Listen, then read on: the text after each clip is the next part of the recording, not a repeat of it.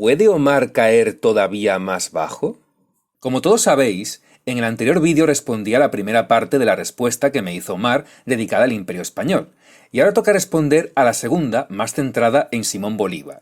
Pero antes toca hablar un poco de la reacción tan sumamente patética que hizo Omar a mi última respuesta. No voy a responder a todo porque aquí ya solo vemos a un niñato pataleando y no merece la pena, pero sí que hay ciertas partes en las que hace especialmente el ridículo y que son bastante divertidas. Y otra cosa aquí que me da risa, que compara a Hitler con Bolívar, y lo que hace aquí también es decir, no, bueno, es que Franco fue dictador y Bolívar también fue dictador. Hombre, en primer lugar, Bolívar no hizo un golpe de Estado para interrumpir el orden social legítimamente constituido en el caso de España, a diferencia de Franquito. ¿Cómo que no? Literalmente Bolívar hizo justo eso, un golpe de Estado contra una monarquía legítima que era más popular de lo que fue la Segunda República en España. Bolívar fue un golpista de manual. Que el nivel de comparación es absurdo, ¿verdad? Y encima los pone al mismo nivel, que es lo más descarado de todo. Mucho peor como fue Simón Bolívar. Bolívar no mataba judíos, ¿o sí? Hombre, no creo, la verdad, no creo que matara judíos. Tampoco creo que salió con Hitler y Mussolini para ganar la guerra. Eso al menos no lo hizo Bolívar. Y ya directamente ni hablemos de los hispanistas españoles, que esos son peores, son nazis directamente. Pues yo soy hispanista español y no recuerdo haberme aliado con Hitler, Mussolini o haber matado a algún judío en mi vida como para que me llames nazi. La literalidad solo para cuando nos interesa. No, evidentemente para transportar las carretas, no para transportar el comercio, no, era para que la gente transitara, o sea, los caminos existían era para eso, claro, o sea, las infraestructuras... La gente caminara. La infraestructura que hacían era para que la gente gozara de dichos privilegios, no evídentemente para lo mismo, para la extracción, y porque tenían que construir algo para extraer, o sea, ni modo que ibas a meter a los indios en una mina y ya, no, o sea, loco. Utilízala, por favor. La gran mayoría del oro que realmente se sacaba se invertía en las grandes ciudades. Usted le habla de las grandes ciudades y le muestra cómo casi todas las ciudades, patrimonios de la humanidad, de todas esas cuestiones, son hispanas. España, por casualidad de la vida, es el imperio generador. Junto a Roma, no existen más. Y España, por casualidad de la vida, es el imperio generador. Junto a Roma, no existen más. Y España, por casualidad de la vida, es el imperio generador. Junto a Roma, no existen más. Cito a las leyes de Indias, libro 5, ley número 5. Procúrese en lo posible que, habiendo de casarse los negros, sea el casamiento con negras y no queden libres por haberse casados. No sabe leer, porque en esas leyes no se prohíbe el matrimonio mixto. Lo que dice es que procúrese en lo posible. Es decir, es una recomendación, no una prohibición. Ay, Dios mío. Ay, Dios mío. No existe una pena ni un impedimento para casarse. Por eso te digo que Brigada, si fuese abogado, sería bueno. O sea, hay que decirlo, porque Brigada sabe coger como esas pequeñas vacíos y tergiversarlos. O sea, en eso sí sería muy bueno Brigada, sería muy bueno como abogado. O sea que solo por saber leer bien un texto ya podría llegar a ser un excelente abogado. Increíble las excusas que se inventan estos chavales con tal de no admitir su error. Me pregunto si habrá algún sistema judicial en la historia que considere una prohibición el decir simplemente procúrese en lo posible, sin ninguna catalogación como delito, sin penas, sin absolutamente ninguna consecuencia legal. Imaginad una ley que diga procúrese en lo posible no matar a nadie. En fin, de locos. Y aunque él utilice a una historiadora como parece como una falacia de autoridad, pues no es así. Sí, solo tú puedes usar a un historiador como falacia de autoridad, por lo que veo. Este otro video de César Pérez Guevara, que yo le recomiendo a él, ya que él dice que César es tan buen historiador, vamos a ver. Seguro ya no le gusta, y va a decir que es un negro legendario vendido. En este video, él habla de la prohibición de los casamientos entre blancos y mulatos. Ella se había casado antes de la prohibición real del matrimonio entre blancos con zambos negros e indígenas, razón por la cual su matrimonio era totalmente válido. Bien, pues le pregunté al mismo César por WhatsApp y me dijo lo siguiente. Esa prohibición que me estás diciendo no existió, por lo menos yo no tengo noticia de ella. Date cuenta cuando te crían con la leyenda negra que no es algo como que tú podrías esperar que fuera falso, ¿no? Así es lo bien que se documenta Omar. Déjame. Le tenías que hablar a César Pérez. Le tenías tú que hablar a César Pérez. Sí, no, tenía que yo. No, pero déjame buscarte aquí la prohibición de 1805. Esa prohibición sí existió. Así te duele a ti, mi amigo. Hasta 1805 el control sobre los casamientos recayó en los padres. Trajo consigo por su propia consideración.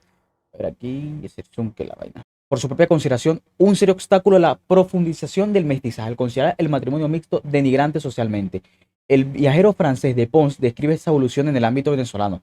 La diferencia del color de piel sería suficiente para impedir el matrimonio conforme la pragmática de 1776, la cual prohíbe el matrimonio entre blancos y pardos. La Real Pragmática de Carlos III no prohíbe absolutamente ningún tipo de matrimonio.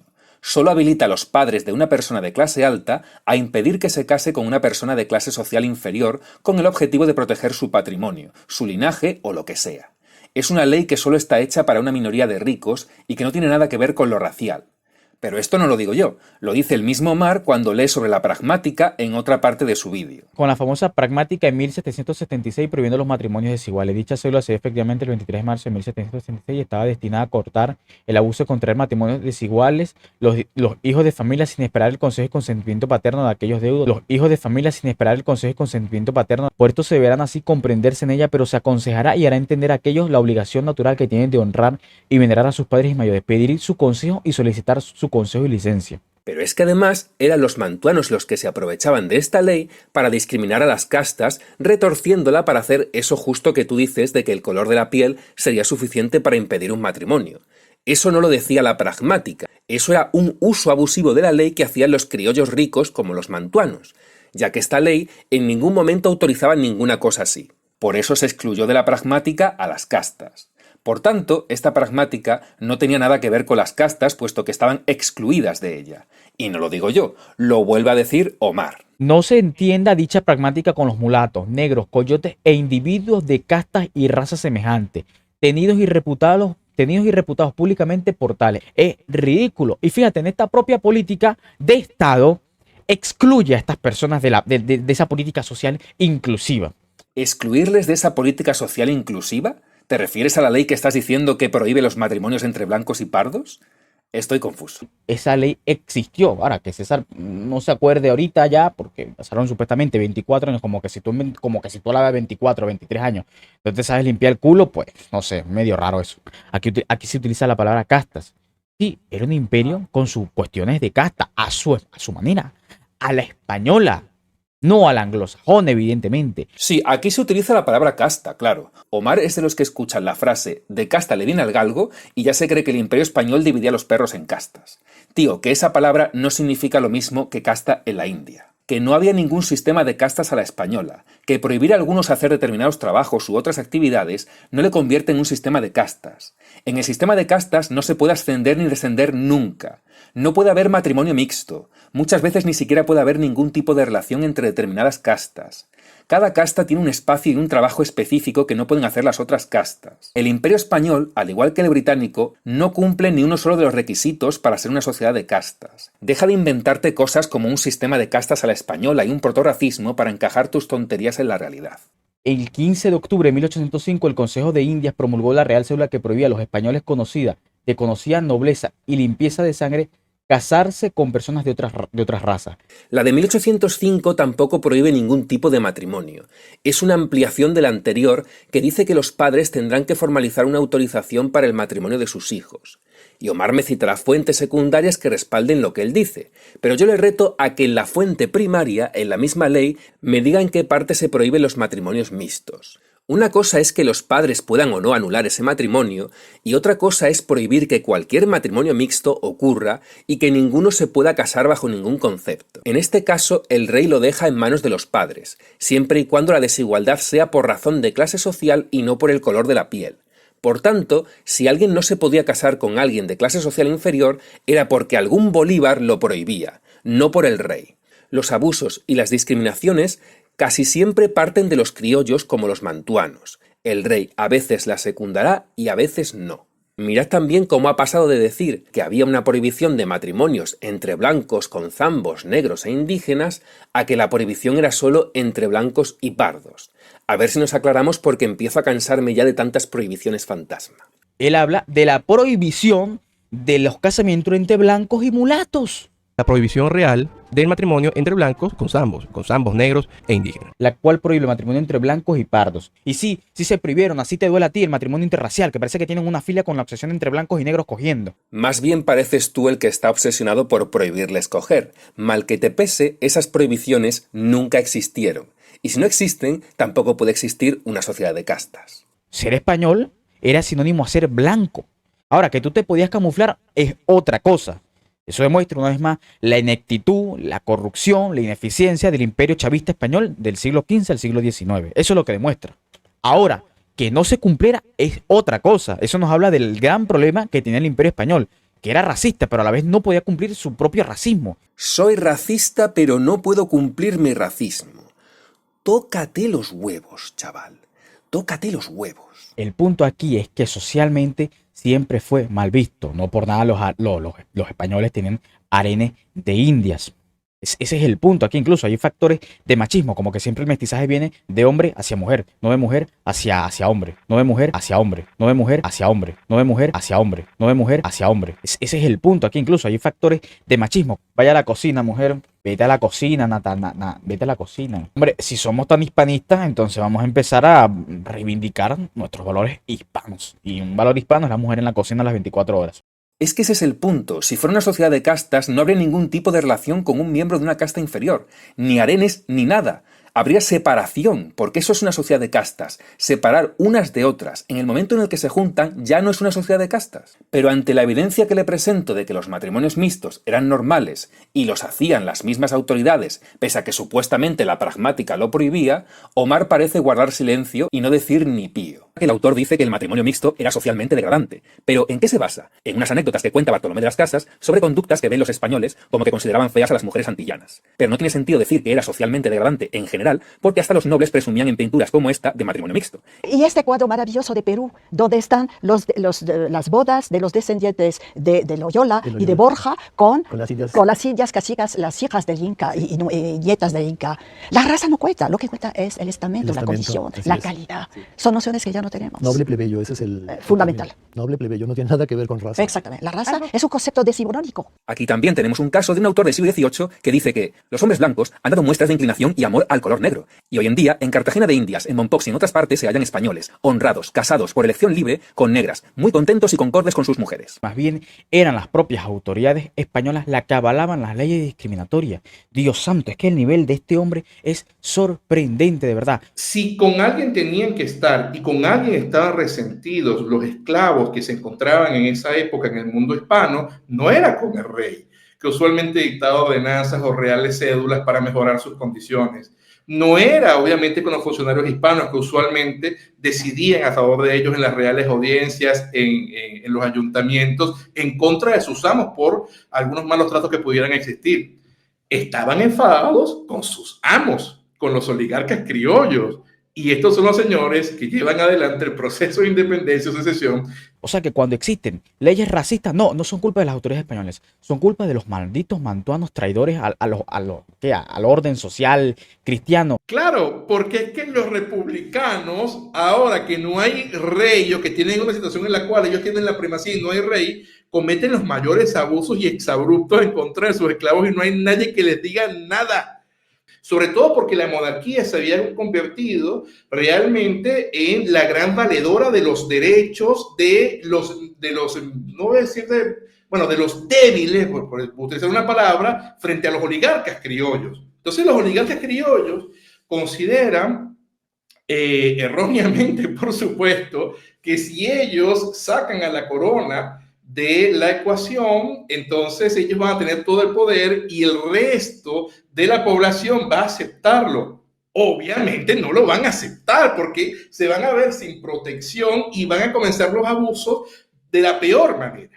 Es que es increíble que cuando parece que te conviene, no, las autoridades son buenas y benevolentes y cuando no, es culpa de los mandanos, no de las autoridades. Queridos amigos, España no solamente se dedicó de abusar de una gran cantidad de personas, de unas clases sociales conocidas, como los pardos, los indios, los negros. No solamente fue esto. Siempre se nos ha dicho que los españoles, sobre todo los blancos peninsulares, ganaban todos los juicios y que los blancos mantuanos también. Pero lo que realmente estaba pasando en esta parte del mundo es que los blancos peninsulares, es decir, los españoles que venían de España, intentaban mediar a fin que la clase social dominante, es decir, la de los blancos mantuanos, no abusara de las otras, de los pardos, de los mestizos, de los indígenas. ¿O por qué ustedes creen que los reyes españoles dictaron las leyes de Indias? ¿Por qué ustedes creen que aquí en las reales audiencias también existía una suerte de apelación ante el Consejo de Indias? Era porque el rey de España estaba muy claro de lo que podía acontecer, y tuvimos grandes reyes en España. Aquí el punto en este video es que si estas leyes existían hasta 1800, hasta inicios del siglo XIX, te habla de que existía una discriminación racial, te habla de que había castas y por algo se les llamaba mantuanos. Ellos pasaron a llamarse mantuanos porque era un nombre con el cual ellos se solían distinguir. ¿Qué significaba mantuano? Para ellos, solamente sus mujeres podían llevar a la iglesia una mantilla, ¿no? Y era precisamente porque consideraban que el resto de personas no podía hacerlo porque no tenían el mismo origen. Estas personas, entonces, usualmente cometían abusos en contra de lo que ellos llamaban las castas inferiores, o las personas de obscuro origen. Los oligarcas criollos llamados mantuanos en Venezuela decían que ellos eran primos de la Virgen María o que eran descendientes directos de los conquistadores. O sea, ellos se consideraban, como decía en el siglo XVIII, algunos se consideraban incluso con mejor linaje que los grandes de la península ibérica. O sea, eran personas, wow, ¿no? Complicadas de carácter. Bueno, el punto aquí es que Zunzunegui no es historiador especializado ni nada de eso, pero cuando nos conviene, utilizamos historiadores expertos y especializados y a los que no también para los videos que confirman nuestro sesgo de confirmación. Por eso es que es inmoral viniendo de parte de este tipo, la verdad. Nunca utilicé a Zunzunegui como fuente histórica. Si hubieras visto el vídeo, verías que simplemente hace una reflexión sobre la identidad mexicana que me pareció muy bonita y la coloqué ahí para cerrar el vídeo en el que sí que habla puro historiador. Lo que es inmoral es que digas que yo uso una historiadora especializada como falacia de autoridad cuando tú has hecho lo mismo con César Pérez cuando tan solo era un estudiante de historia. Ahora, que tú me dices que si utilicé a un sujeto, independientemente de su ideología política, el sujeto está utilizando fuentes primarias y eso es lo que a mí me vale. El punto aquí es que se están leyendo leyes, fuentes primarias. No, Enrique Lemus no leyó ni una sola fuente primaria. Leyó un libro de un historiador que es, por definición, una fuente secundaria. Es que eres tan ignorante que no sabes ni lo más básico. Para colmo, no dijiste nada de la parte en la que este historiador se saltó y que decía que la corona respetaba la decisión de que cada uno se casara con quien quiera. Fuera español, fuera indio, mulato o negro o lo que fuera. Es que no por medio del mestizaje. Nada de eso tiene nada que ver con la realidad de la sociedad de calidades que hubo en la Nueva España. El orden colonial. Son calidades. Okay. No tienen idea de lo que es una sociedad de castas. Ahora Omar va... No, señora, si era una sociedad de casta. Negarlo, vuelvo y repito, es ridículo. Hay leyes que respaldan lo que yo estoy afirmando. Basta leerse un poco las leyes de India, las ordenanzas y tal, para ver de que se le prohíbe a grupos en específico ciertas cosas. Que sí, Omar, que tú y tu séquito de niños ratas sabéis más que los historiadores especializados. Y luego ya sigue inventándose más cosas que yo nunca he dicho. Pero parece que matrimonio mixto para brigada es nada más indio y ibérico o español o blanco. Vamos a negar hasta las propias del puto imperio, pero es que Dios mío, ¿hasta dónde llega el nivel del fanatismo de este hombre? Es impresionante, te lo juro. Por esa regla de 3, todas o casi todas las civilizaciones previas a las revoluciones y reformas liberales fueron sistemas de castas. De distintas Hombre, ahí estamos admitiendo el sistema de casta, chaval.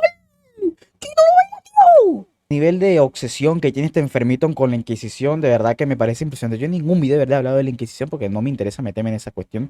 Pero el ¡bups! ¡Inquisición! No te permite a los indios jugar. Cállate la boca, loco, por favor.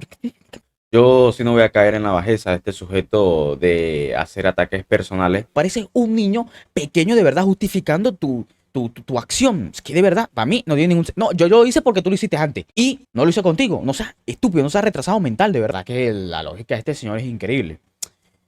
Quijada del fraude. Es que de verdad es patética. Es patética. Historiador no especializada. Sí, claro. Claro. Ahora tienen que... O sea, si no eres historiador, no vale. Si eres, no eres especializado. ¿Qué es lo siguiente? Me imagino que va a decir que tiene que tener un doctorado para hablar. Si tú quieres que en la vida te tomen en serio, no recomiendes a historiadores como Pablo Derrota. Hombre, por lo menos estaría bien que no fuera un simple youtuber como muchos que cita Omar. Pero claramente un historiador especializado en Grecia no te va a saber ni la mitad sobre el Imperio Español de lo que sabe un especialista. Es pura ilógica, una herramienta que evidentemente nunca usáis. Y el resto del vídeo pues continúa pataleando y acusándome de reciclar material cuando él lee las mismas leyes que ya citó en el vídeo anterior. Bueno, y ahora sí, vamos con la parte en la que Omar llama defensa de la verdad histórica a defender a la figura de Bolívar.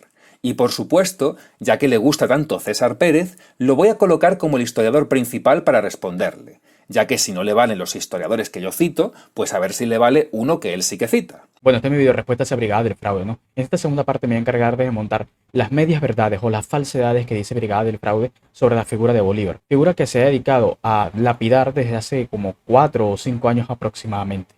Y como dice el dicho venezolano, a cada cochino le llega su sábado. Y a ti está a punto de llegarte el tuyo. En ningún momento pretende darlos como un caso perdido como hace Bolívar. Comparad las frases de los reyes de España llamando a tratar bien a los indígenas con las frases de Bolívar despreciándoles hasta el extremo. Pues ese caso perdido parece que lo plantea más bien es la propia corona, al tratar a los indígenas siempre de neófitos. ¿La corona considera como caso perdido a los indígenas por considerarlos nuevos en la fe y que hay que cristianizarlos? No tiene ningún sentido eso que acabas de decir. Precisamente la evangelización evidencia que nunca se les vio como un caso perdido. Brigada, como te dije en el anterior video, acá evaluamos los hechos y los reyes de España no están libres de culpa. Confundes todo el tiempo normativas jurídicas con la práctica social y eres una persona muy deshonesta. Deshonesto eres tú al decir que yo confundo leyes con la práctica social, cosa que no he hecho en mi vida. Y deshonesto eres al decir que hablas de hechos cuando no paras de tergiversar las leyes de la corona y basarte en fuentes poco fiables, como youtubers que no tienen ni idea de lo que hablan. Solo presenta las frases más negativas de Bolívar a los negros e indígenas. Bolívar tiene una vastísima correspondencia. Omite las frases positivas del Libertador. Si el Libertador tiene frases positivas y negativas sobre los indígenas y negros,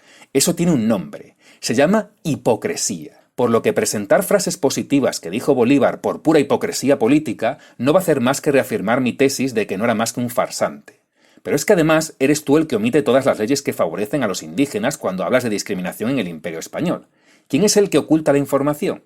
Más aún cuando eran los independentistas los que demandaban al rey las leyes discriminatorias. ¿No hay al menos una responsabilidad compartida y una incoherencia al pensar que los que más discriminaban eran los que traían la libertad?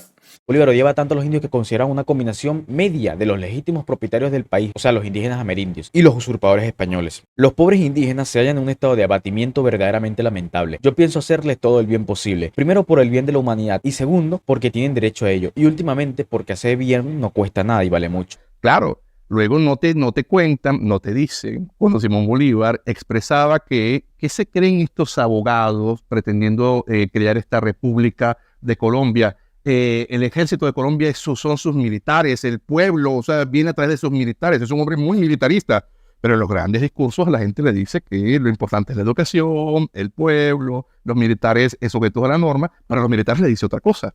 Entonces, en el punto, Bolívar comienza a tener provecho, sobre todo políticamente. Bolívar era un político impresionante. O sea, Bolívar era capaz de convencer a un tigre de vender las rayas y el tigre no sabía cómo las había vendido, pero las había vendido, ¿no? Antes de la revolución, los blancos tenían opción a todos los destinos de la monarquía. Por el talento, los méritos o la fortuna, lo alcanzaban todo. Los pardos, degradados hasta la condición más humillante, estaban privados de todo. La revolución les ha concedido todos los privilegios, todos los fueros y todas las ventajas. Claro, porque es que los republicanos, ahora que no hay rey o que tienen una situación en la cual ellos tienen la primacía y no hay rey, cometen los mayores abusos y exabruptos en contra de sus esclavos y no hay nadie que les diga nada. Y se habla muy bien, como en los debates acerca de hacer la independencia, por allá en el año 1811, uno de los esclavos de los grandes cacaos del momento le dice, y ahora vamos a ser libres. No. Vamos a ser libres nosotros, tú no eres gente. Le dice uno de los independentistas a su esclavo, ¿no? O sea, date cuenta cuál es el pensamiento. Pecando otra vez de ignorante, Brigada. Fíjate lo que dice Bolívar cuando llega a Nueva Granada luego del exilio de Venezuela. Nunca había tenido la intención de declarar la guerra a muerte, ni la haré. Nunca en este país pacífico, donde los españoles se han portado de un modo muy diferente que Venezuela. Le escribe Simón Bolívar a un amigo de confianza llamado Juan Jurado. Ya está ya el ojo por ojo y el diente por diente. ¿Sería justo sufrir la guerra a muerte y no hacerla? Me voy a quedar yo. Esa fue la excusa última que le encontró a su amigo. Sería justo sufrir la guerra a muerte y no hacerlo, por el amor de Dios Todopoderoso. Está ya el análisis más rudimentario hecho por el propio artífice. Lo que tiene que considerarse como un genocidio. El decreto de guerra a muerte, al menos en teoría, solo era válido para Venezuela. Y fíjate otra cosa, lo que dice Bolívar a Morillo. Al comandante de las tropas españolas en Calabozo, don Pablo Morillo: nuestra humanidad contra toda justicia suspendió muchas veces la sanguinaria guerra a muerte que los españoles nos hacen. Por última vez, ofrezco la cesación de tan horribles calamidad y empiezo mi oferta por devolver todos los prisioneros que hemos tomado ayer en el campo de batalla. Que ese ejemplo de generosidad sea el mayor ultraje a nuestros enemigos. Simón Bolívar. Curioso, porque siempre dices que las leyes del Imperio Español no se cumplían, pero das por hecho que Bolívar, el farsante, sí cumplía su palabra. Decreto de guerra a muerte del año 1812, la gente dice que era para dividir los bandos. Yo creo que no, yo creo que es un mensaje a los propios partidarios. Mira, aquí el jefe, el caudillo, que los va a liderar a la victoria final soy yo. Bolívar comienza a aniquilar personas sistemáticamente por el hecho no solo de que piensen distinto a él, sino por haber nacido en la península ibérica o en otros lugares del Imperio Español. Antonio Nicolás Briceño, en lo que es la campaña la campaña admirable y lo que son los hechos de guerras posteriores, va a comenzar a aniquilar a todos aquellos que no hubiesen nacido en Venezuela, a aniquilar, aunque estuviesen rendidos, aunque no formaran parte de la guerra, a donde él llegaba los aniquilaba. Es peor, cuidado, es peor. Él mismo dicta un decreto en el cual manda a aniquilar a todos los españoles y canarios por el mero hecho de serlo. Y sus cartas las escribía con sangre de español. Cuidado. Las escribía con sangre de sus víctimas. Y le mandaba cartas a Bolívar, le mandaba cartas a sus amigos con sangre. De hecho, en los archivos de Venezuela hay una carta que este bárbaro le manda a su hijita, preguntándole cómo está la cosa y todo. Y la carta está escrita con sangre. Entonces, esta era la gente con la cual se estaba reuniendo Bolívar. Porque hacer bien no cuesta nada y vale mucho.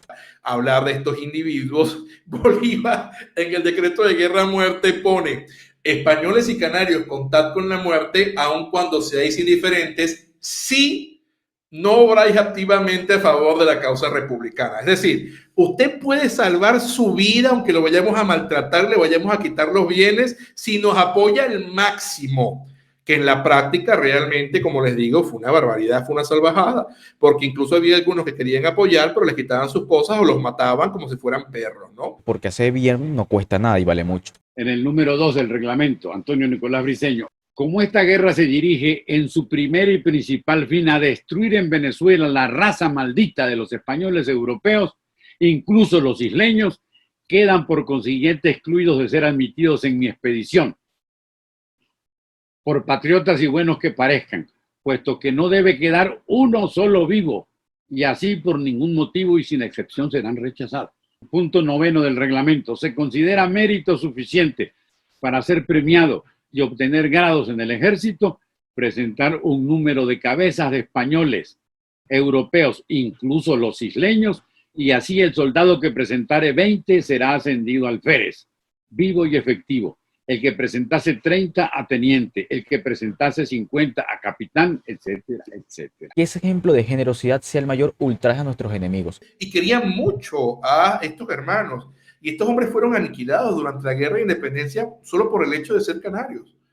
O sea, gente querida en la vecindad fue aniquilada por el mero hecho de su lugar de origen, ¿no? Entonces manda a matar a los prisioneros de guerra del Hospital de La Guaira, entre tantas de las masacres que él manda hacer. Le escribe Simón Bolívar: ordeno a Usía que inmediatamente se pasen por las armas todos los españoles presos en esas bóvedas y en el hospital, sin excepción alguna. Y el manso Leandro Palacio pasa por la cuchilla a los presos y a los enfermos del hospital, que pueden llegar a 800.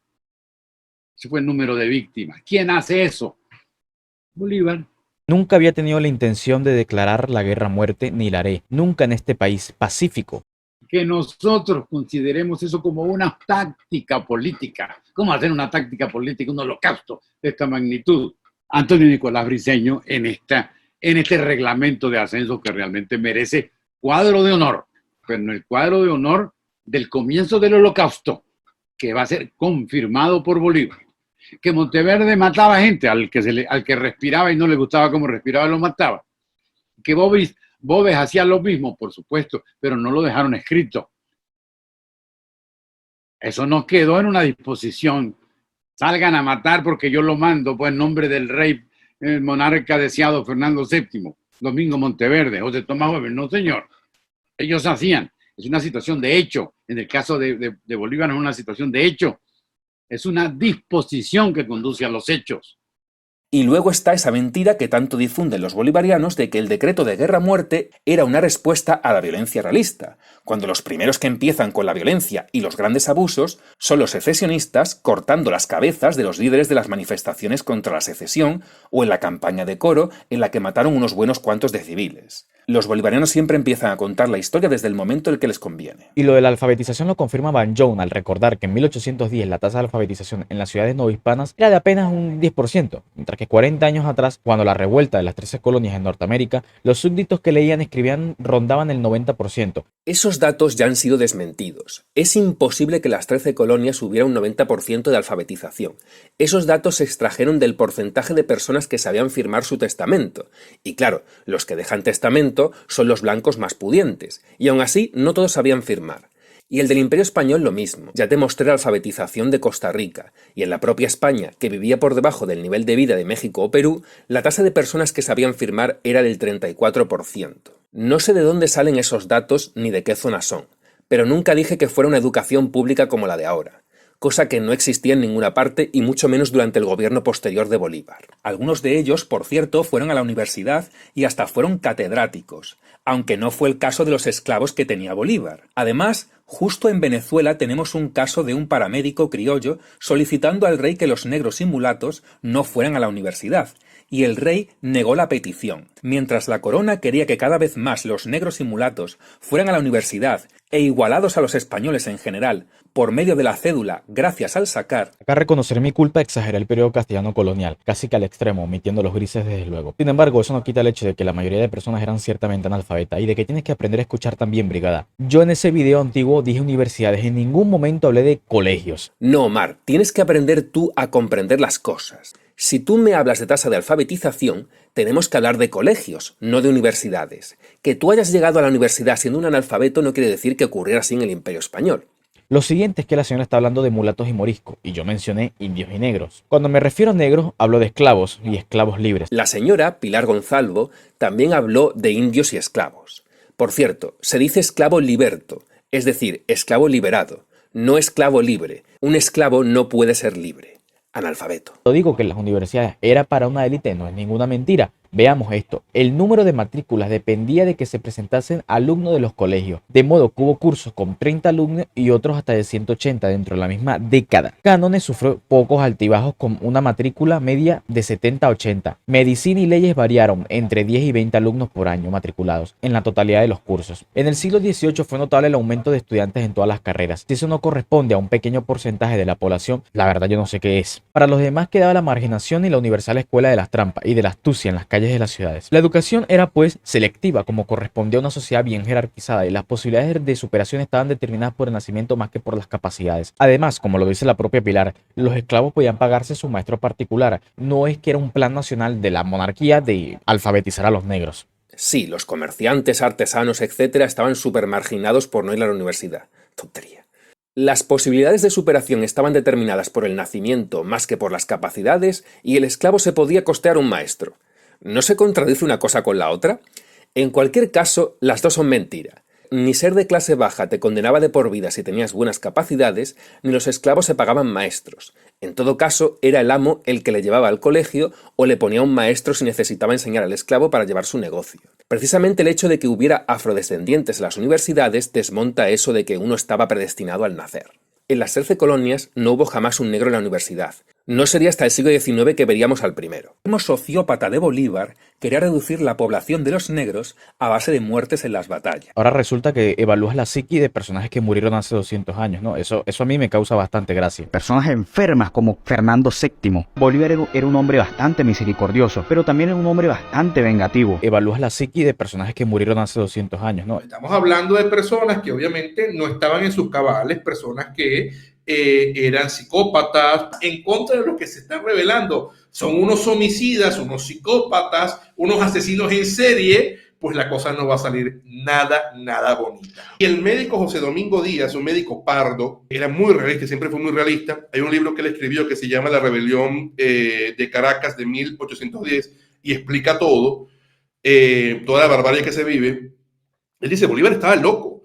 O sea, después del terremoto, yo vi a Bolívar mientras había gente muerta, despedazada en el piso. Yo vi a Bolívar que estaba totalmente fuera de sí, se montó en no sé dónde, dijo, si la naturaleza se opone, lucharemos contra ella, haremos que nos obedezca. Yo dije, este señor está loco, o sea, busca un médico, se fue a salvar la vida, o sea, ¿qué estás hablando tú, loco? Bueno.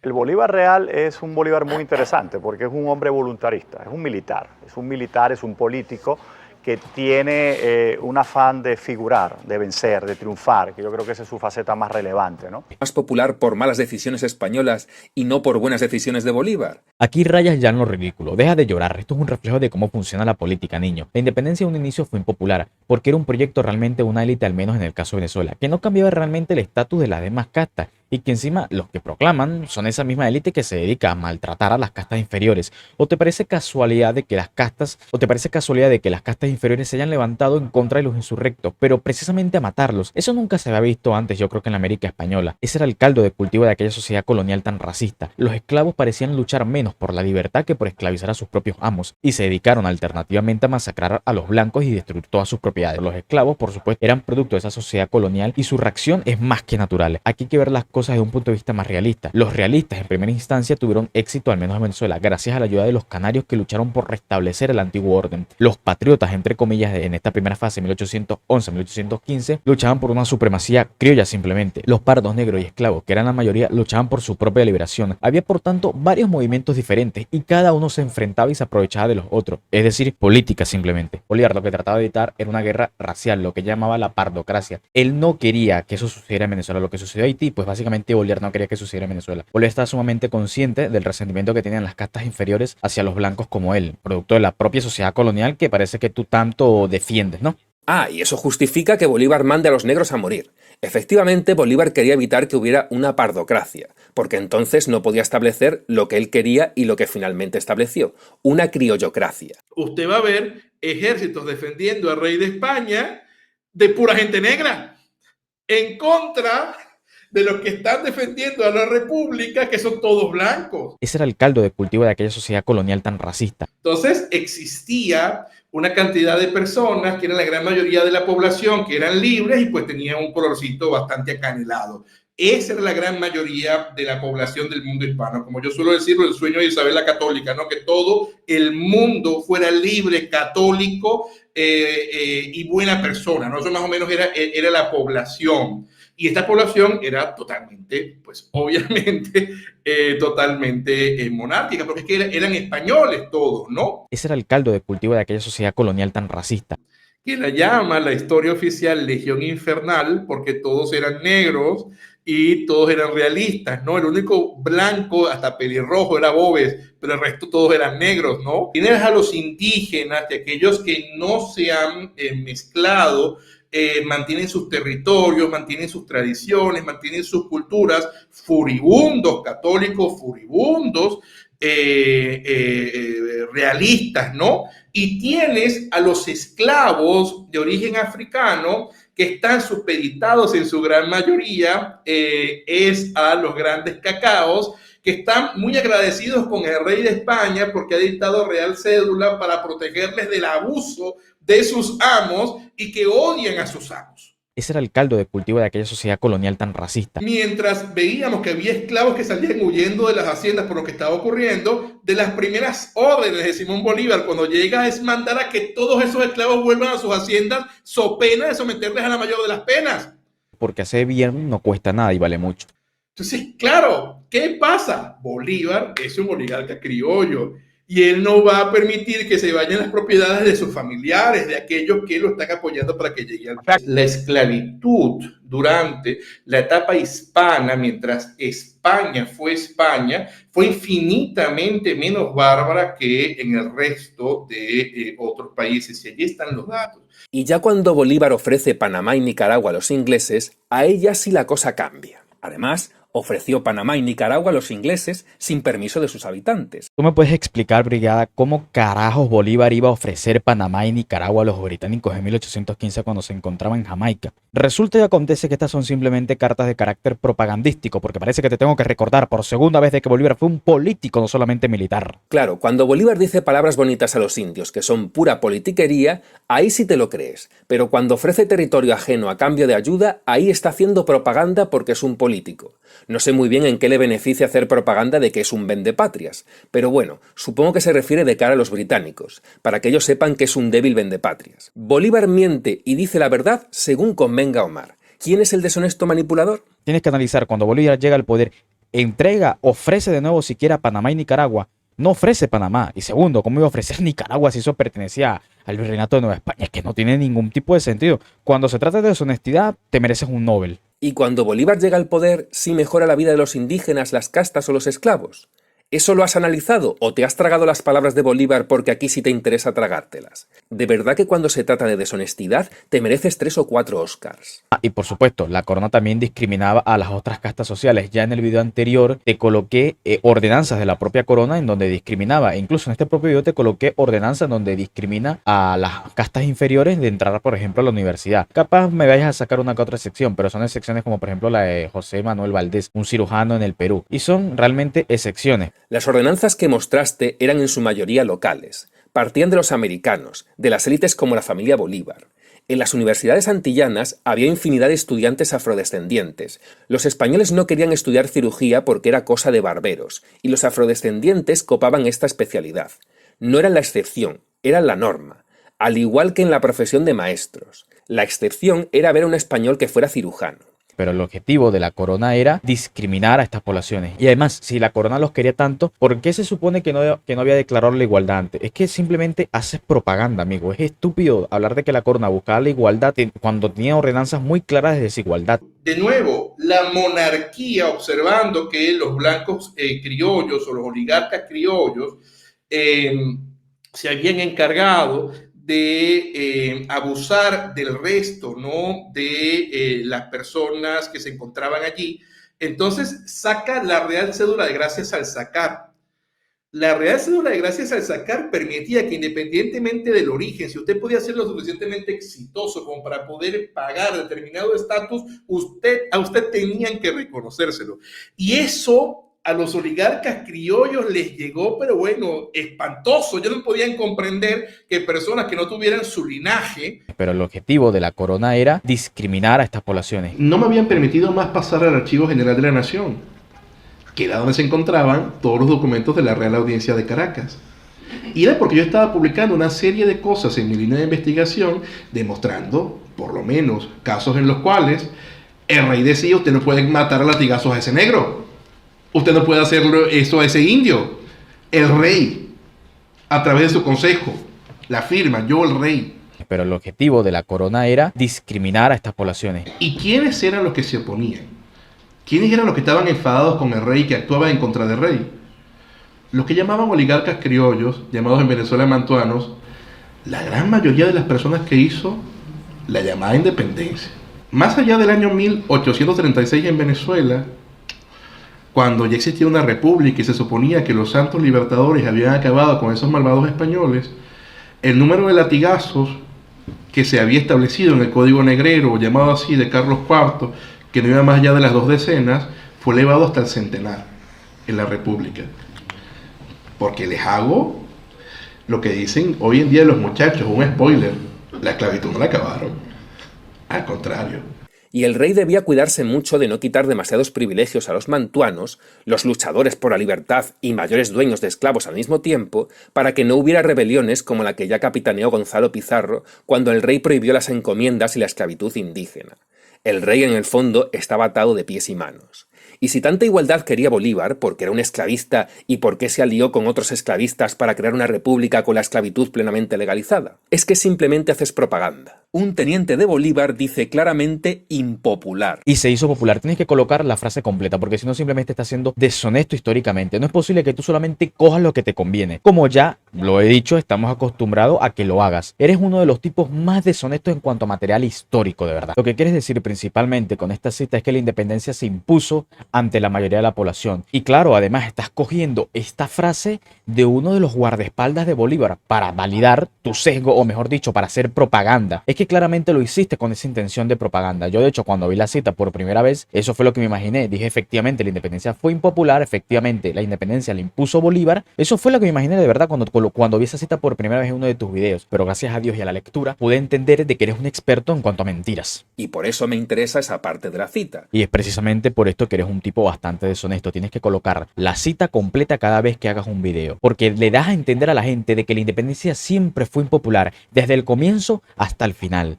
Por eso no deberías llamarte Brigada del Antifraude, deberías llamarte Brigada del Fraude. Me acusa de deshonesto por no poner la cita completa y acto seguido pone el fragmento en el que pongo la cita completa.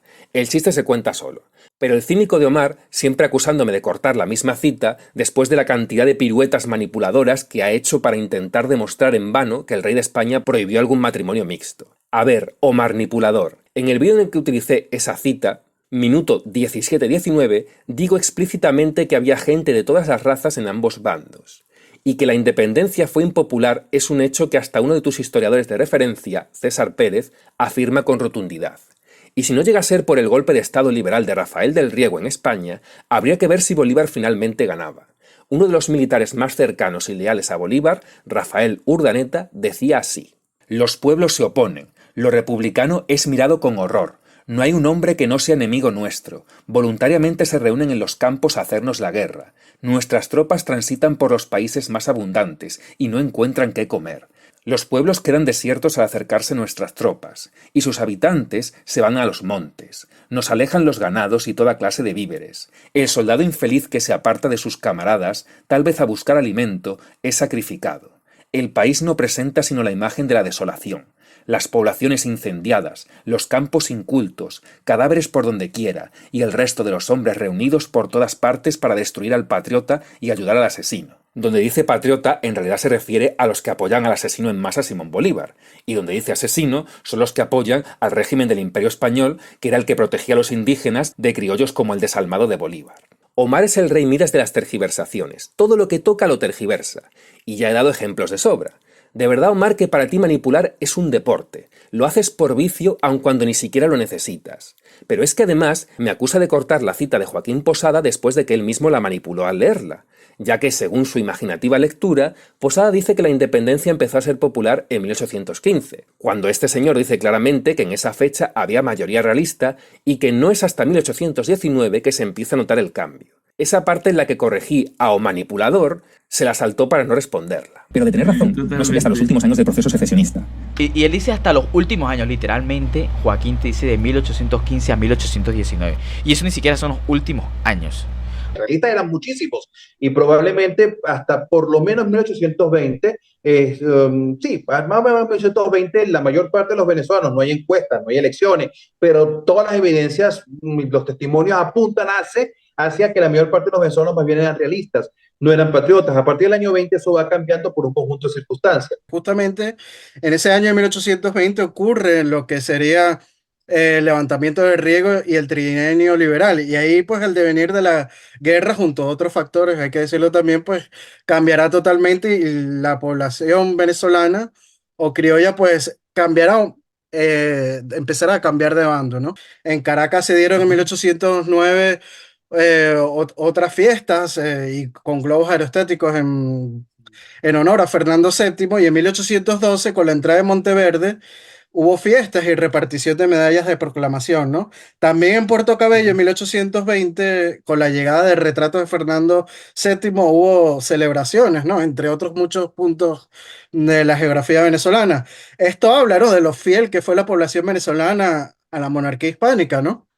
Mira, Carrera dice que los venezolanos que el gobernante que hemos amado más es a Fernando VII, porque es el único por el que nos hemos dejado matar. No todos los gobernantes de Venezuela han podido tienen la misma, puede alegar lo mismo. A veces siento que si Fernando VII hubiese, no sé si ese amor fue aprovechado, fue entendido en toda su dimensión. Y básicamente, si tú me dices por qué la independencia tiene éxito en un porcentaje muy grande fue por los errores de Fernando VII y su política, que pues supieron aprovechar los republicanos. Cada una de estas fiestas que tú señalas, ¿no?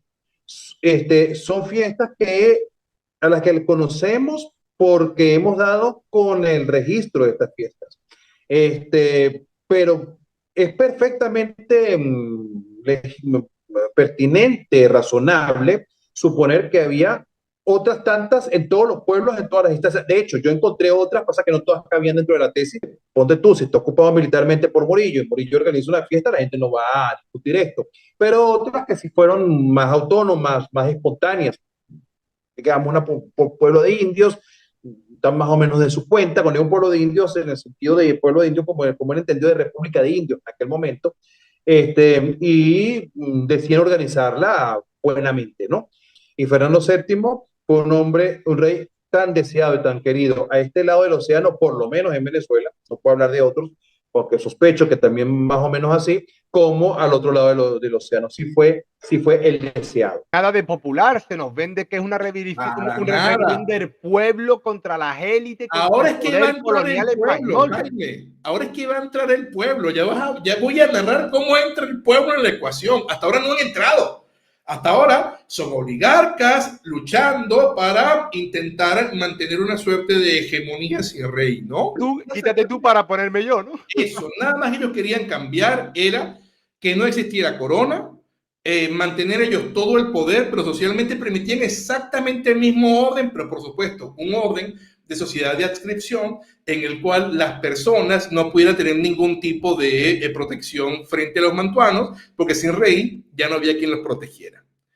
Es aquí cuando, por supuesto, viene el movimiento en el cual si hay una rebelión popular en contra de los mantuanos, que solamente he visto un solo autor que lo ha escrito, y es Juan Uslar Pietri en su libro La Rebelión Popular del año 1814, un libro del siglo XX, muy poco tratado, pero en el cual se encarga de mostrar que en efecto, claro que hay rebelión popular, una rebelión popular del pueblo frente a los independentistas, por lo que está pasando. Los mantuanos como Simón Bolívar eran los que más discriminaban a las castas y a los indígenas, y se supone que debemos creer que esta casta superior de mantuanos era la que iba a traer la igualdad y la libertad a la República.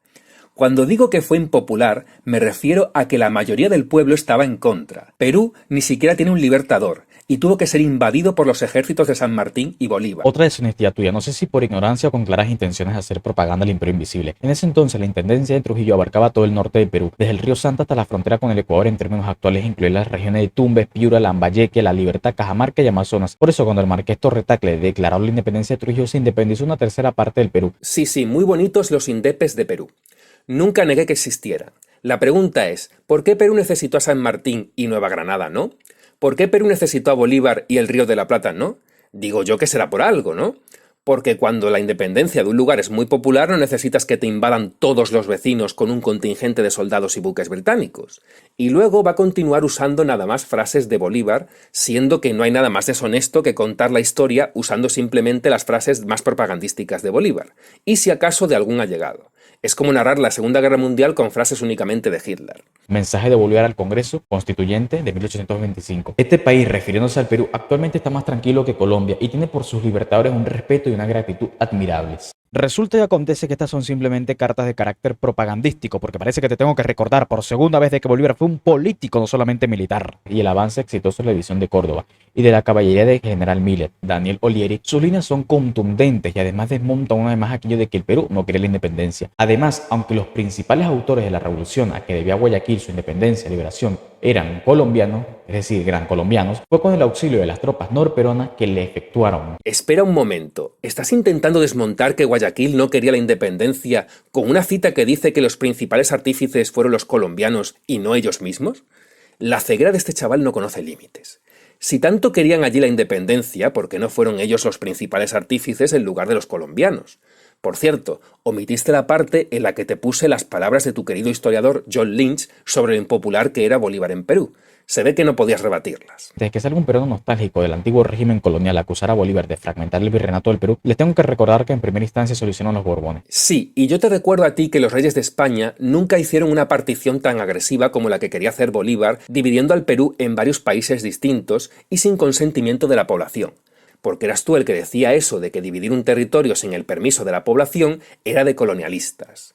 No me desvíes la atención con lo de los Borbones para no hablar de la partición que quería hacer el colonialista Bolívar sin consultar con la población. Bolívar y San Martín necesitaron miles de soldados y hasta buques extranjeros para sus incursiones porque no eran capaces de ganar sin ellos. Tus propios datos, Bolívar tenía varias veces más soldados extranjeros en su ejército que españoles hubo en las conquistas de los imperios Inca y Mexica juntos. Y aún así, con 6.000 extranjeros de su lado, le costó horrores conseguir la independencia. Lo que dices acá es totalmente falso. Vuelves a pecar de nuevo de la misma deshonestidad que te caracteriza. Los motivos por los cuales a Bolívar le costó horrores la independencia, como tú dices, se puede resumir en una palabra y es básicamente división. No hay más. Eso es completamente falso. Vuelves a pecar de ser un mentiroso para defender a tu amado libertraidor. Todo se puede resumir en una sola palabra: impopularidad. Nadie quería a los independentistas, como bien dicen Urdaneta y Posada, al menos hasta 1819 o 20. En realidad tus cifras dicen 6.800, y los conquistadores españoles tampoco es que llegasen todos a la vez a atacar. En cualquier caso, aunque hubieran sido solo 3.000 extranjeros del lado de Bolívar, seguirían superando a los conquistadores españoles de México y Perú, como te decía en el anterior vídeo.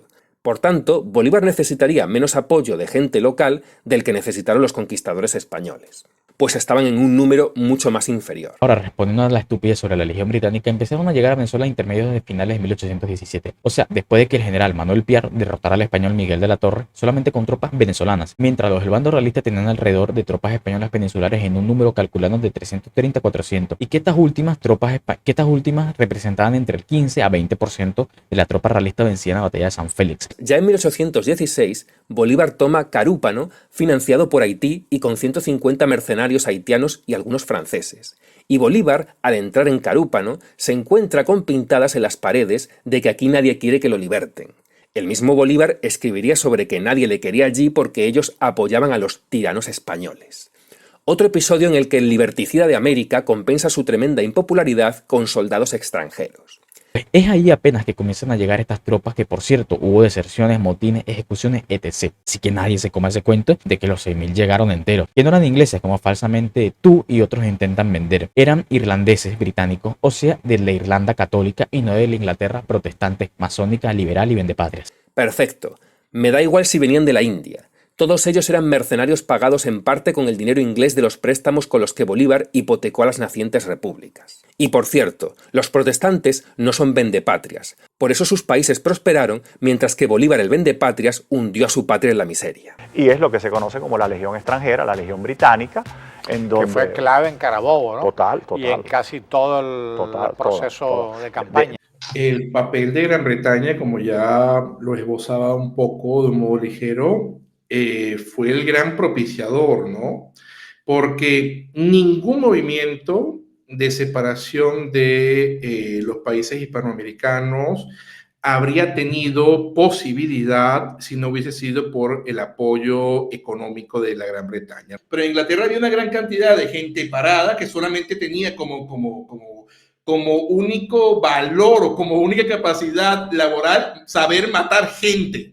Sí, claro, ellos solucionan en buena medida algunos de estos conflictos haciendo que les contraten con el dinero que les prestan y además las armas que les venden.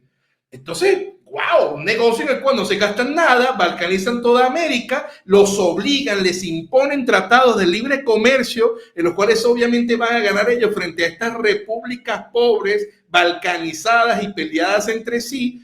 Y todavía hay quien dice que hay que darle gracias a Inglaterra, pero es que es una locura, ¿no? Inglaterra se cobró con el Esequibo su ayuda a Venezuela.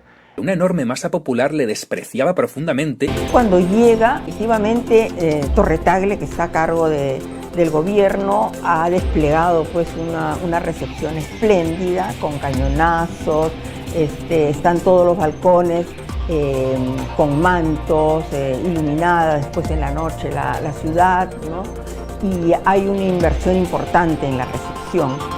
La presencia de él es tan importante que incluso vienen personalidades de provincias a verlo. Sí, así lo narra el prócer de la independencia peruana y primer presidente del país, José de la Riva Agüero. Al llegar este a Potosí, hicieron allí para celebrarlo que los indios formasen sus danzas acostumbradas. Una de estas bailaba en la calle a tiempo que Bolívar venía con la comitiva que le acompañaba, y al ver estos indios que cantaban y bailaban, mandó a los lanceros de su escolta que los cargasen y lanceasen. 3 o 4 de estos quedaron muertos en el acto, y otros lo fueron después, porque todos ellos recibieron heridas o golpes y pisoteadas de los caballos. Esto aconteció a vista de un gran concurso del vecindario de Potosí y con asombro y espanto de tan horrible atentado.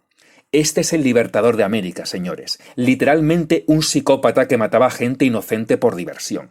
Franco era un tibio socialdemócrata al lado de Bolívar. Festividades, incluso en el teatro se dice que cuando se anunció que Bolívar iba a presenciar una obra teatral, todos los palcos se terminaron agotando porque toda la élite de la ciudad de Lima quería estar cerca del Libertador. Cuando Bolívar fallece es un hombre odiado, detestado, despreciado.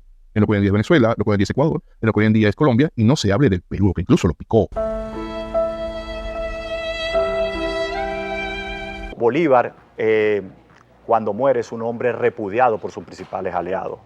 Páez le da la espalda en Venezuela. Santander le da la espalda en la Nueva Granada. Es un hombre que muere yéndose al destierro. O sea, la gloria de Bolívar es posterior a su muerte.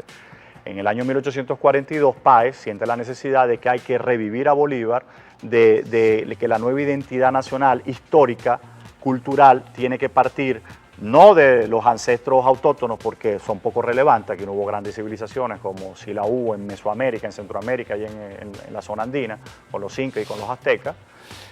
Lo negro africano es poco relevante, de hecho se le despreciaba en ese momento. Entonces Páez, ya muerto Bolívar en el año 1842, necesita recuperar la figura gloriosa de Bolívar y construye toda la identidad venezolana nacional sobre ese héroe, sobre Simón Bolívar. Y el resto lo hicieron los historiadores. Claro, por supuesto. El culto a Bolívar, que hay 2 libros que recomendamos para estudiar el tema. Uno pionero de Carrera Dama, El culto a Bolívar, y el otro de Pino Iturrieta, que se llama algo así como El Divino Bolívar. El Divino Bolívar. Cuando se rebeló Tupac Amaru II, ¿te crees que fue el ejército español quien lo combatió? No, fueron los indígenas, mestizos y criollos de América los que le combatieron. Corea del Norte tiene uno de los ejércitos con más soldados del mundo. Cualquier rebelión puede ser aplastada en minutos. A ver, brigada, tanto las fuerzas insurrectas como las fuerzas realistas en su propio contexto tienen su forma de hacer rebeliones y de sofocar rebeliones. Los españoles sí tenían leyes de control efectivamente contra la población. Negarlo es simplemente ridículo. Para comenzar, se le prohibió a las castas de negros e indios reunirse. Se prohibió también que 3 negros andaran juntos. Se prohibió que los negros salieran a altas horas de la noche. Se les prohibió tener armas blancas o de fuego, caballos y etc. Así que bajo su propio contexto histórico sí existe un control de cierta manera sobre la población. Primero, estas leyes no eran para el control de la población o de las castas en general. Eran para el control de los esclavos y eran los criollos como los mantuanos los que demandaban tales leyes para el control de sus esclavos, no para que la corona controlara la población en general. Y segundo, no me cambies de tema. Yo estoy hablando de ejército, no de leyes que según tú casi nunca se cumplían. Sin mencionar el adoctrinamiento de carácter religioso que es muy similar al de Corea del Norte. Sí, el rey cuando iba a misa, cuando se confesaba, por cierto con un confesor peruano, en el caso de Fernando VII, y cuando aprendía en general sobre la Biblia, se estaba autoadoctrinando para autocontrolarse a sí mismo. Por cierto, en Corea del Norte lo que se difunde es el ateísmo, no el adoctrinamiento religioso. Más bien el culto al líder que hay en Corea del Norte se parece mucho al culto a Bolívar que ha habido siempre en Venezuela. Es cierto que no existe un ejército formal hasta el siglo XVII o XVIII, si no me equivoco, pero eso no quita el hecho de que las autoridades coloniales tenían el deber de sofocar estas religiones independientemente del tipo de tropa que utilizaran, así sea negro, indio, lo que sea. Sí, había por ahí un ejército formado en el siglo XVII o XVIII, no, si no me equivoco, ya no me acuerdo. Pues te equivocas. No había ningún ejército. Efectivamente, las autoridades sofocaban las rebeliones con sus aliados americanos. Es decir, no había nadie de la península para reprimirles. Eran ellos mismos los que hacían funcionar el sistema sin un ejército como el de Corea del Norte.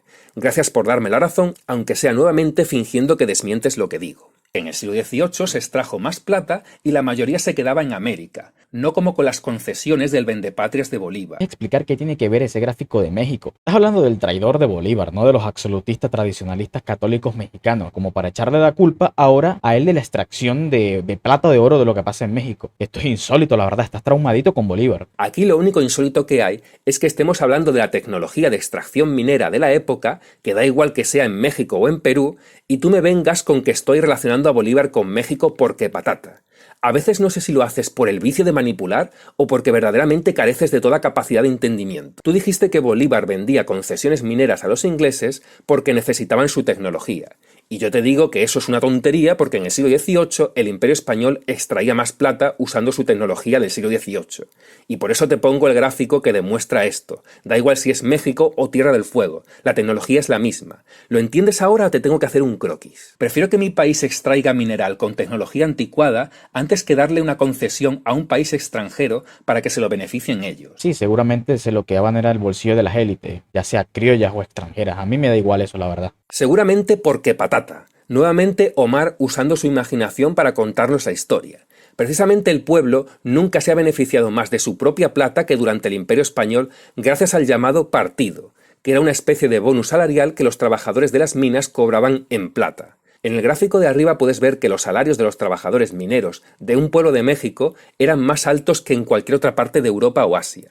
Pero es que además, en el gráfico de abajo, se ve que este salario se multiplica gracias a que estos trabajadores podían hacer horas extra y quedarse con una parte de la plata que extraían para ellos mismos y para sus familias. Eso era el partido. Comparativamente, un trabajador minero hispanoamericano cobraba en el Imperio Español muchísimo más de lo que cobra hoy. Claro que las élites se enriquecían con la plata, pero el pueblo también, cosa que se acabó en la etapa republicana. No obstante, por increíble que parezca, sí hay una sola cosa en la que Omar tiene razón en este vídeo, y es que la información que venía en este libro era falsa. Efectivamente, cuando Bolívar va a Londres, ya apoya la independencia y no a Fernando VII, y de hecho obtiene algún apoyo inglés para la independencia. Para una cosa que hace bien, habrá que reconocérselo. Ahora Omar me va a responder citando a nuestro buen amigo César Pérez. ¿Quién era Bolívar para imponerle a los pastusos firmar esas capitulaciones? Y de hecho, aquí Simón Bolívar logra llegar a un buen arreglo con Pablo Morillo, que es lo que va a pasar a llamarse el Tratado de Regularización y Control o Regularización de la Guerra, ¿no? Porque en este documento el Imperio Español reconoce a Colombia, reconoce esta nueva república como parte beligerante. No los trata de rebeldes, los trata como República de Colombia. Entiendo que está intentando decir que Bolívar estaba legitimado para imponerles a los pastusos su república porque los realistas la habían reconocido en un tratado de regularización y armisticio que, por cierto, Simón Bolívar terminará violando precisamente con ataques a Maracaibo o al propio Pasto. Pues Bolívar solo lo firmó para ganar tiempo y prepararse para atacar.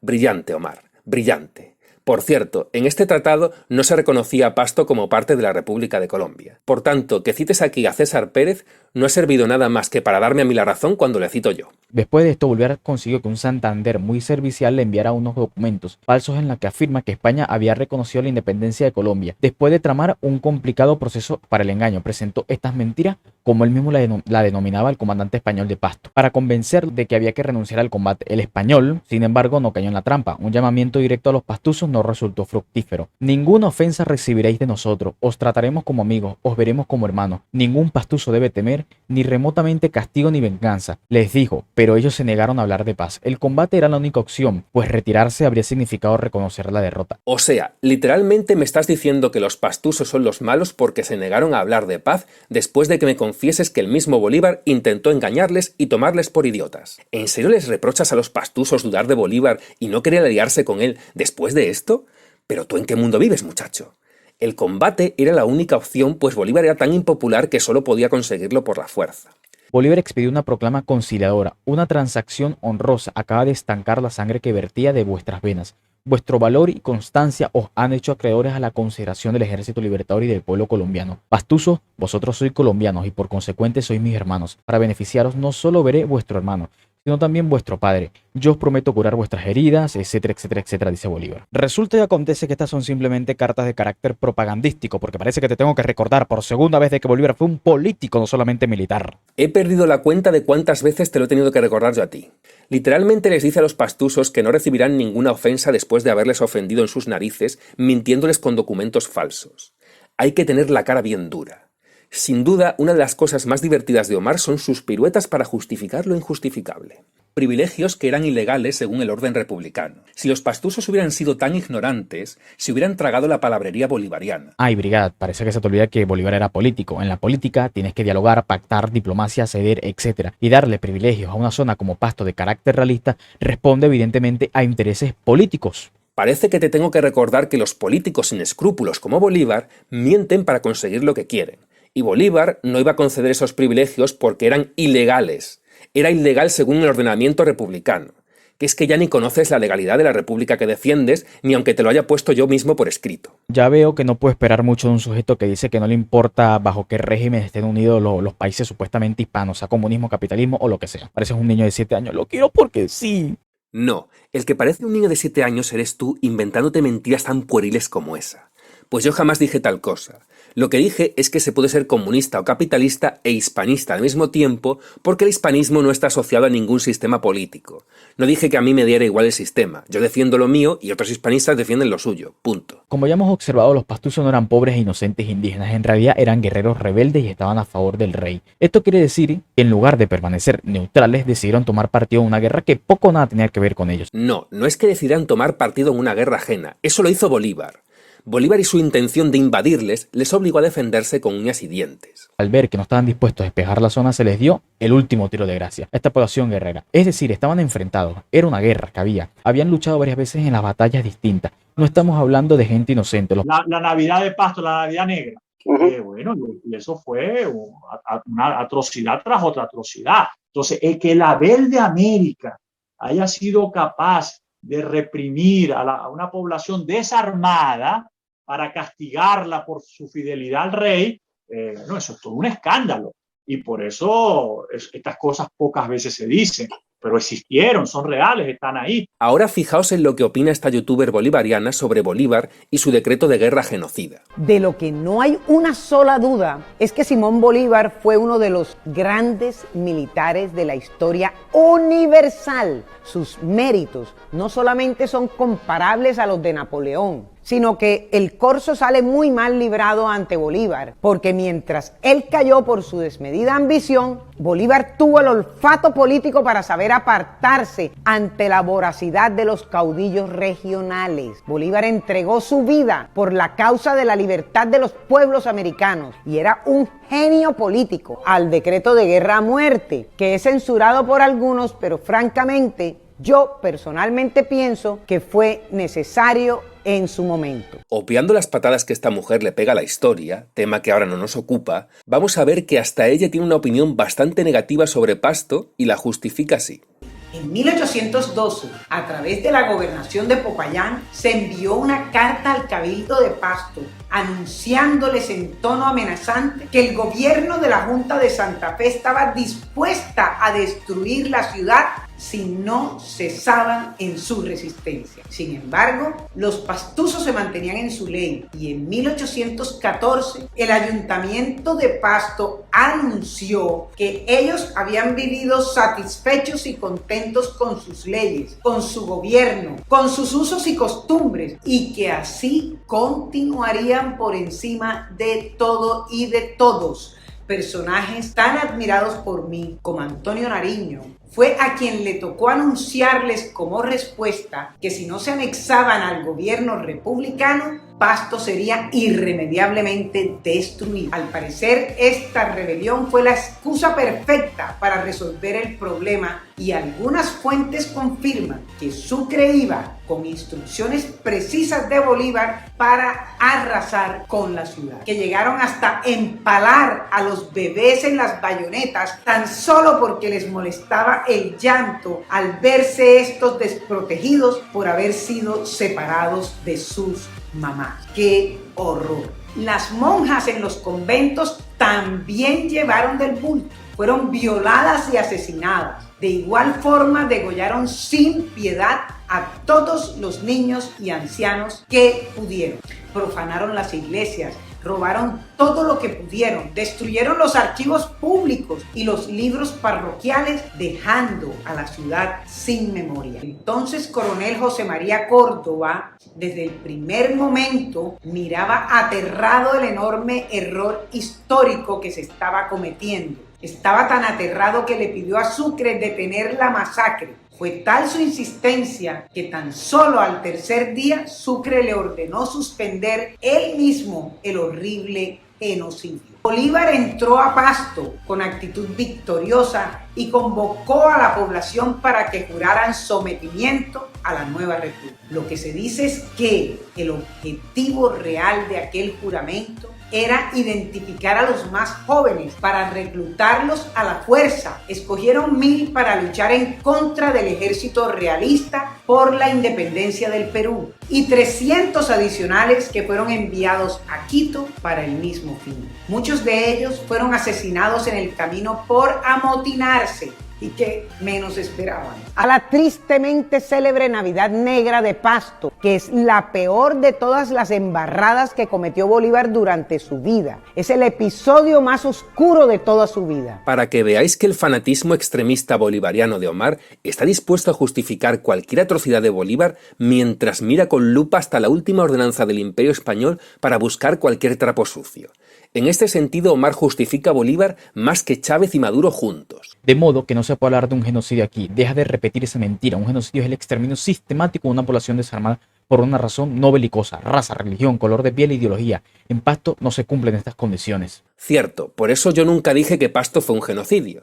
Dije que lo del decreto de guerra a muerte fue un genocidio, precisamente porque cumple los presupuestos que tú mismo dices. A los españoles y canarios se les aniquiló por el mero hecho de ser españoles y canarios, tanto si eran beligerantes como si no. Por tanto, es un genocidio. No siempre los actos de guerra son limpios y justos. España es el mejor ejemplo de ello. Tal y como los españoles quemaron a Guaycaipuro y su tribu mientras dormían, así como descuartizaron y dividieron los miembros de José Félix Rivas. Hay actos de guerra que son nefastos, pero se hacen para dar un mensaje al enemigo. Fíjate si eres malo, que de todos los episodios violentos de la conquista de América, escoges uno que es una leyenda que ni siquiera conoces bien, ya que este cacique no habría sido quemado por los españoles. Hay dos versiones. Una dice que los españoles quemaron su choza para hacerlo salir y murió después peleando, y otra que él mismo quemó su choza para suicidarse y no ser capturado.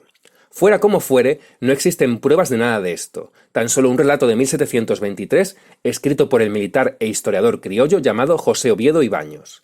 Pero, en cualquier caso, como los hispanistas no somos adoradores de psicópatas como si lo sois los bolivarianos, pues ten por seguro de que no hubiéramos considerado libertadores a quienes cometen barbaridades que el mismo rey prohibía.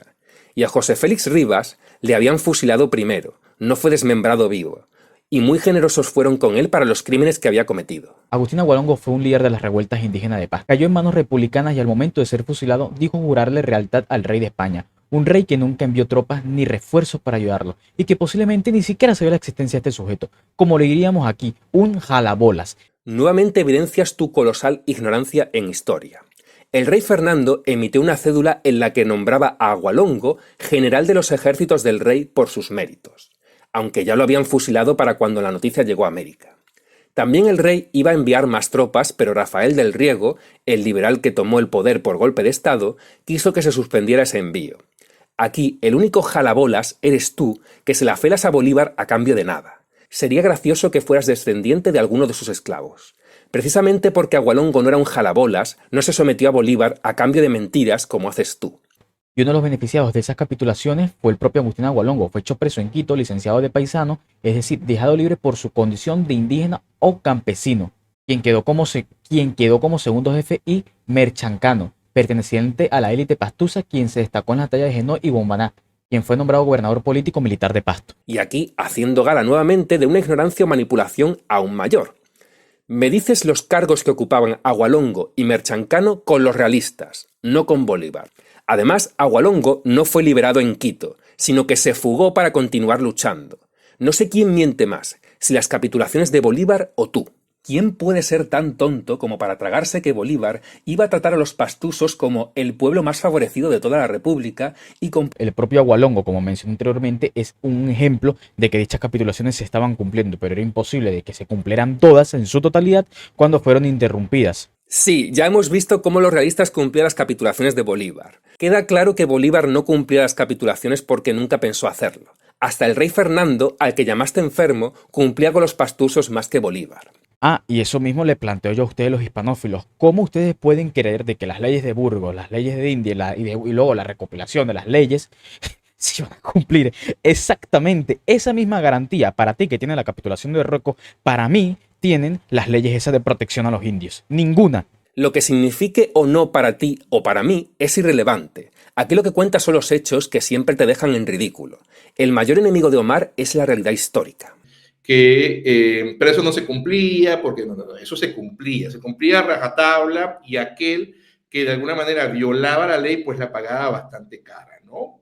Entonces, claro, no es verdad que los indígenas quisieran rebelarse en contra de la corona. Personas ignorantes y cobardes como Simón Bolívar, sin ningún tipo de visión, atacaron primero a un pueblo que no les había... Él ya ha hecho hazañas militares muy grandes y esta decisión táctica, si se quiere, además con la posibilidad de seguir recibiendo tropas desde Colombia, le da la posibilidad de enfrentarse a los realistas en Junín y vencerlos muy rápidamente en una batalla sorpresiva. Ahora Bolívar está casado con la derrota, o sea, siempre es derrotado. Luego de ser un general bastante malo, o sea, Bolívar realmente perdía todas las batallas y se le escapaban los soldados, a tal punto que Simón Bolívar decía, ¿qué hacía Julio César en las crónicas de la Guerra de las Galias? Cuando se le escapaban o desertaban un grupo de legionarios, César los diezmaba, es decir, de cada uno, hacían un sorteo y mataba a uno de cada 10. Él decía, yo los voy a quintear. Y Bolívar entonces mataba a uno de cada 5 que se le escapaban. Porque hacer bien no cuesta nada y vale mucho. Y aquí Omar insinúa, nuevamente porque patata, que el origen del término Napoleón de las retiradas viene de Karl Marx, cuando Marx simplemente lo documentó en ese artículo que tanto les cuece a los bolivarianos y que yo, por cierto, nunca he citado. Lo que pasa es que Agualongo no era el Napoleón de las retiradas como sí lo era Bolívar. Napoleón de las retiradas. Aquí quiero meter un fragmento de Acosta. Le dio importancia a ese trabajo, porque eso no era un trabajo para ser publicado en Europa, para ser discutido en Europa. Es una enciclopedia medio perdida ya en los Estados Unidos, y él le están pagando y quería cobrar por ese trabajo y manda lo que sea. Así entonces que no solamente fuera el Napoleón de las retiradas, como le decían los otros generales que le conocían. Esto era una cuestión que nos molestaba muchísimo, que le dijeran el Napoleón de la retirada. Y claro, como en la imaginación de Omar yo cité ese artículo de Marx sobre Bolívar, pues me acusa de ocultar las opiniones de este filósofo desfavorables a México. La opinión sobre México de Engels y él son terribles. Y se habrá quedado tan satisfecho pensando que me ha cazado. Bolívar no tenía formación militar. Bolívar aprendió la guerra haciendo la guerra. Y se convirtió verdaderamente en el más grande líder militar y político de toda América Latina. Decir eso de un tipo como Bolívar, que pasó 30 años de su vida luchando y murió justamente luchando por la independencia. Y aquí el señor bolivariano este demuestra tener casi menos idea que Omar. Bolívar no luchó 30 años por la independencia, no llegó ni a la mitad de esa cantidad. Además, Bolívar no murió luchando por la independencia, murió enfermo y tratando de huir del desastre que produjo su proyecto político. Cuando se trata de deshonestidad, te mereces un Nobel. Los dictadores. ¡Y los dictadores! Efectivamente, Bolívar fue dictador y también libertador. O sea, ninguna cosa se contrapone a la otra. Bolívar fue dictador durante la Segunda República, nombrado no por motus propio. También Bolívar fue dictador durante su estadía en el Perú en un contexto muy particular. Bolívar llegó al país en septiembre de 1823, llamado por el Congreso peruano, que le otorgó poderes extraordinarios para culminar la guerra. Pero claro, tú quieres hacer pasar a Bolívar por los dictadores hispanoamericanos del siglo XX, ¿no? Así que no existen los dictadores y los dictadores. Fue el mismo Congreso, el 1 de febrero de 1824, que le otorgó poderes extraordinarios a Bolívar. El concepto de dictadura de esa época difiere del actual, porque se trataba de un gobierno temporal en momentos de crisis, una figura que se tomó del antiguo Imperio Romano. Y esto lo dice una historiadora peruana, Claudia Rosas, de la Universidad Pontificia Católica del Perú. No lo dice Omar Pérez, y tampoco lo dice la Universidad de San Bolivariano. Es considerado en algunos casos como dictador. Dictador tiene un sentido muy distinto al sentido más moderno, pero esa frase también sirve para condenar a Bolívar. Entonces Marx identifica a Bolívar como una caricatura en ese continente caricaturesco de Napoleón III. Si Napoleón III él lo llama, prácticamente lo considera una caricatura de Napoleón I, Bolívar sería como Napoleón V o algo parecido. De esta manera que eso explica bastante esa predisposición de Marx contra el personaje. Esta es una dictadura más, déjame decir, de los modelos clásicos. El que ha estudiado alguno o no sé nada, este es un concepto que viene de los romanos, ¿verdad? También los griegos la teorizaron y no más en esa, bajo esa mirada, esa dictadura en donde yo le doy todos los poderes porque el mismo Congreso lo asume. Ese Congreso le da a Bolívar. Un poder constituido le da poderes a un individuo. Le da ese poder a él, ¿por qué? Porque hay una situación de crisis, una situación como de división del país en cuanto al modelo de seguir de independencia. Entonces ven a Bolívar, bueno, para que tú hagas la tarea, yo te doy todos los plenos poderes. Entonces se le conoce como dictadura bajo ese... Pero no Bolívar entregó el mando, ¿no? Bolívar entrega el mando. Bolívar no llega ni por las armas. Bolívar llega porque se le llama y Bolívar no se va ni porque lo expulsan, ni porque hay una guerra. Él mismo decide irse, pues ya viendo, viendo de que el ideal bolivariano de unidad está en peligro en Colombia. Ya están porque estos asociacionistas... Aquí en Venezuela, ya en 1826 está la cosiata, ¿no?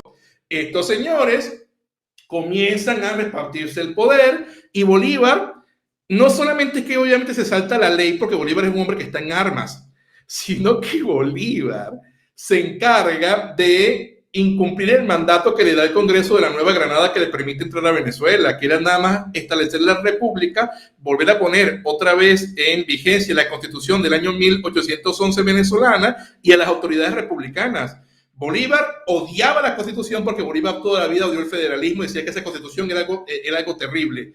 Y Bolívar lo que hace entonces es hacer que uno de sus acólitos haga una especie de cuerpo normativo infame en el cual se establece que el comando supremo y la ley suprema emanan del Libertador. Y como él era el Libertador, entonces él tenía el poder supremo. Entonces Bolívar, contrario a Miranda, que en el año 1812 le habían dado todos los poderes a similitud de la dictadura comisoria de Roma, que dicen, así como en Roma cuando había un gran conflicto, nombrábamos a Cincinato, nombrábamos a Sila, a César, a un hombre para que resolviera el conflicto y devolviera el poder, que es lo que hacen con Miranda, se llama dictadura comisoria. Bolívar se llama dictador, pero a Bolívar no le da ninguna comisión, nadie se la da a él. Entonces Bolívar no es un dictador, aunque él lo llama dictadura. Bolívar es un tirano. La ley es él, la fuente de derecho es él. Y por supuesto los tribunales de secuestro que van a estar en ambos bandos en pugna, pero que por supuesto Bolívar se va a encargar de explotarlos al máximo, son espantosos.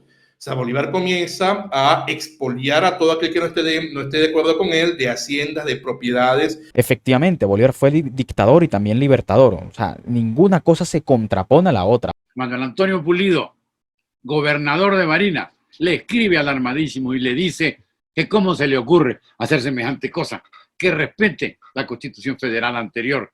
Y Bolívar lo cesa en su empleo, le dice, queda usted despedido transitoriamente. Las respuestas de Bolívar frente a la única autoridad que se podía respetar entonces, que era la del arzobispo, son radicales. Aquí mando yo y aquí hago yo lo que me da la gana. Ahora, fue una guerra sin regulaciones, fue una guerra brutal, fue una carnicería. Y yo creo que eso hay que empezarlo también a revisar. Es decir, la independencia se ha exaltado y terminamos exaltando la muerte. El miedo ha ayudado mucho a la especie humana. Querer dártela de valiente en la vida real no sirve mucho, la verdad. La vida no es un juego y mucho menos la guerra. No existe respawn. Bolívar se tuvo que retirar muchas veces del campo de batalla y del escenario político, y gracias a eso llegó a ser el político, militar, intelectual, filósofo, etcétera que fue. Si no se hubiese muerto en el campo de batalla o como un prisionero de guerra, y nunca hubiésemos visto el desarrollo de personaje que tuvo Bolívar. Si Bolívar era el Napoleón de las retiradas y aún así logró la liberación política de España, ¿qué hubiese pasado si el tipo hubiese sido valiente? ¿Conquista el mundo? Momento más flipado de Omar en su vida. Por favor, Bolívar fue un lastre para la independencia. Seguro que si no lo hubiera liderado él, se conseguía antes. Porque el manifiesto de Cartagena, Bolívar se encarga de decir que la República de Venezuela cayó por todas las razones del mundo menos por él, a pesar de que él fue el que perdió las armas de la República cuando perdió Castillo de Puerto Cabello. Él dice que no, que lo perdieron porque los gobernaron filósofos, por repúblicas aéreas, una cantidad de cosas él allí haciéndose propaganda, ¿no? Porque Bolívar era especialista para hablar bien de sí y hacerse propaganda. Encima lo llama intelectual y filósofo, inutilectual más bien. Pero lo más gracioso es que a su dictadura atroz la llama liberación política. Es como decir que Hitler no invadió Francia, sino que la liberó. Bolívar es el inútil de América.